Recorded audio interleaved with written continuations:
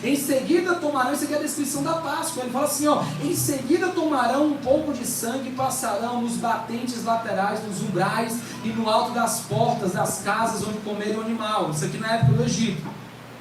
Mas o sangue nos batentes das portas servirá de quê? De sinal, e marcará as casas onde vocês estão. Quando eu vir o sangue, passarei sobre aquela casa, e quando eu ferir a terra do Egito, a praga e a morte não os tocará. Ei, por causa do Cordeiro de Deus, você é protegido. Por causa do Cordeiro de Deus, você tem a marca da promessa, você tem a marca do sangue do Cordeiro. O sangue do Cordeiro, ele traz vida, traz cobertura, e ele é um escudo contra o julgamento, gente. Ei! Para de se sentir julgado todo o tempo. Para de se sentir culpado todo o tempo. Tem pessoas que hoje estão vivendo aqui a vida, sabe como? É todo o tempo pedindo perdão e licença para poder caminhar e ser quem é. Ei, você tem uma personalidade, você tem uma vida. Se não está ajustado à palavra de Deus, você precisa caminhar em ajustes, assim como eu preciso, assim como a Roberta precisa, como a Regina precisa. Mas o que, como o Gustavo, como cada um aqui, e eu quero dizer para você que essa cobertura de julgamento nos fala, sabe sobre o quê? Nos fala sobre a proteção do Cordeiro de Deus. Amém. Eu quero dizer que você é protegido. Amém. Amém. Glória a Deus. Protegido. Protegido. Ei, tua mente, a mente de Cristo. Amém, Jesus. Teu coração com a couraça da justiça, coberto. O escudo da fé, a espada do Espírito Santo, o cinturão da verdade, e os teus pés preparados com a sandália da salvação para poder pregar o Evangelho. Amém. É isso. Só que o Cordeiro de Deus, ele também traz, sabe o quê? A libertação. Uau! E quantos de nós precisamos de libertação, gente? Quantos de nós precisamos ser livres, ser curados? Eu conheço pessoas que são aprisionadas fisicamente, que são limitadas fisicamente, mas são pessoas livres. Livres.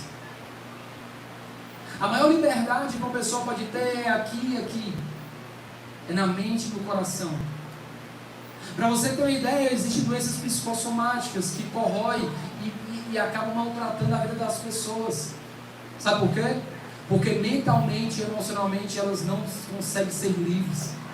E o Cordeiro de Deus, ele traz liberdade. Se você abrir em Êxodo capítulo 12, versículo 11, diz assim: estas são as instruções para quando fizerem a refeição da Páscoa. Estejam o quê? Vestidos para a viagem, de sandálias nos pés e cajado na mão. Façam a refeição apressadamente, pois é a Páscoa do Senhor. Jorge, o que isso tem a ver com a libertação? Porque o povo estava se preparando para sair de um local que eles estavam presos, que era o Egito. Eles estavam calçando as sandálias, eles estavam comendo, eles estavam se vestindo, eles estavam pegando o cajado para poder andar num terreno árido, que era o deserto. Isso fala, sabe o quê? Toda libertação precisa de um processo. Isso fala, sabe o quê? Toda libertação, ela precisa de uma atividade minha. Toda libertação, ela precisa que eu assuma a responsabilidade de dar os primeiros passos para que o sobrenatural aconteça. O problema é que hoje as pessoas, elas estão acostumadas à cultura do fast food e do self-service. O fast food porque quer as coisas rápidas, imediatas e agora. E do self-service é que os outros me sirvam. E o que eu faço é muito pouco. No máximo eu pego meu prato e boto a comidinha e me sento.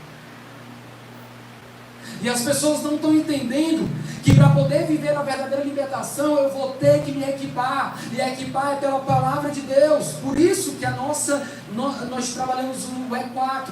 O E4 são partes da nossa visão e missão como igreja.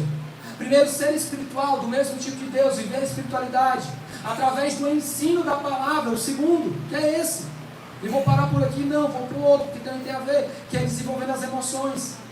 Por que que dentro das nossas nuvens, que são nossos grupos, E porque no trabalho que nós fazemos como um todo, tanto nas reuniões de oração, como nos cultos, como nas palavras, nós trazemos esse vínculo do ensino da palavra e nós vamos potencializar. Fala comigo assim, potencializar. Eu falo. Falo mesmo? Falo. Tá bom. Gente, eu quero que você se prepare para o melhor de Deus que vai acontecer na sua vida. Glória a Deus! Porque, gente, você vai ficar tão cheio, tão cheio, tão cheio, mas tão cheio da palavra de Deus, que você não vai ficar gordo da palavra de Deus. Porque quem fica gordo da palavra de Deus é quem só recebe e fica sentado aqui.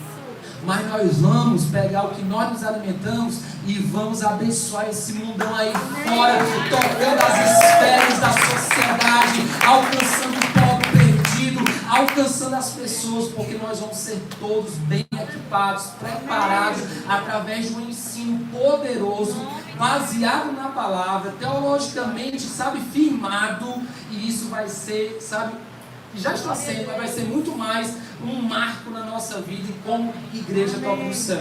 Acredita, pode assinar esse vídeo, está gravado, depois você assiste de novo. Mas enfim, eu quero dizer para você que a Páscoa do Senhor ela fala sobre libertação, porque o Cordeiro de Deus é quem tira o pecado do mundo. Só que o Cordeiro de Deus, anota aí também, se você não está anotando, que é outra coisa para você. Gente, sua memória, se for um pouquinho melhor do que a minha, se for um pouquinho melhor do que a Roberta, a memória da Roberta é uma das memórias que eu já vi que, meu irmão, é excelente. Se a sua memória for pelo menos parecida com a da Roberta, um pouquinho melhor, você ainda não consegue gravar 10% do que eu falei. Com certeza. Não consegue. Por que eu incentivo você a anotar no seu celular? Já é muito fácil, gente. Não precisa trazer nem caneta, se você quiser. Você pega o seu note aí, sua anotação, ou traz uma caneta, você começa a anotar pelo menos os pontos. Para você se lembrar depois, os versículos, para poder ler depois. Pega sua Bíblia, marca, traga sua Bíblia para cá, até na sua própria Bíblia, você marca o versículo e faz uma anotação em cima do versículo que você está anotando. Te ajuda a crescer, a desenvolver. Muito bom. Não é muito bom, velho? Roberto falou, está falado, gente. Então, o Cordeiro de Deus, ele nos livra o quê? Do julgamento. Olha só, nessa noite, versículo 12... Êxodo capítulo 12, versículo 12, diz assim: nessa noite eu passarei pela terra do Egito e matarei todos os filhos mais velhos, primogênitos, e todos os primeiros machos dentre os animais na terra do Egito. Executarei juízo sobre todos os deuses do Egito, pois eu sou o Senhor. O que acontece aqui? O julgamento, ele alcança aquele que não conhece, ou seja, aquele que está despreparado. Você perdeu uma ótima oportunidade de falar uau, Uau, uau. Gente, vou repetir porque eu gosto dessas coisas espontâneas. O julgamento, ele alcança as pessoas que não conhecem.